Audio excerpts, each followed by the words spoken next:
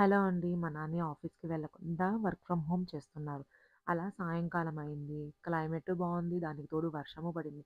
సరే తినటానికి ఏమైనా చేద్దాం అనుకున్నా. ఎలానో మా హస్బెండ్ ఇంట్లో ఉన్నారు కదా అనేసి. సరే పునుగులు చేద్దామా, బజ్జీలు చేద్దామా అనుకుంటే ఇవన్నీ ఎవరైనా చేస్తారు. సరే పిజ్జా చేద్దామని అనుకున్నా. అలా అనుకున్న వెంటనే అంతా రెడీ చేసేసుకొని ఉంచుకున్నాననమాట. ఇంతలోకి రానే వచ్చారు మా నాన్న. వచ్చి "ఏమైనా తిందామా?" అని అడిగారు.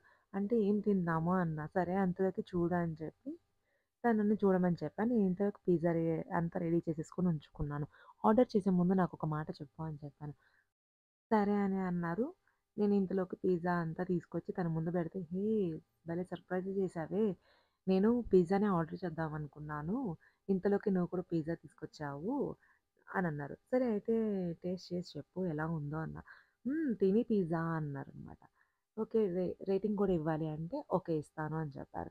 సరే రేటింగ్ ఎంత ఇస్తావు అంటే 10 ఔట్ ఆఫ్ 10 అంట. ఎంత అన్నాను. 8 ఇస్తాను అన్నారు. 8 అన్నా. ఆ! 8 చాలు కదా! ఇంకా అనా యాక్చువల్లీ నేనింకా అంత ఎక్స్‌పెక్ట్ చేయలా. 8 ఇచ్చేసరికి నేను చాలా హ్యాపీగా ఫీల్ అయ్యాననమాట. సర్లే అని చెప్పి మా అబ్బాయికిస్తేనేమో వాడు చీల్చి చెండాడాడు దాన్ని. తినలేదు సరిగ్గా పక్కన పడేశాడు. ఇంకా మేము తిన్నామనమాట. చాలా టేస్టీగా ఉంది. పిల్లలు గూడా నచ్చుతది. అంత బాగొచ్చిందనమాట. ఫస్ట్ టైమ్ చేసినా చాలా సూపర్‌గా వచ్చింది.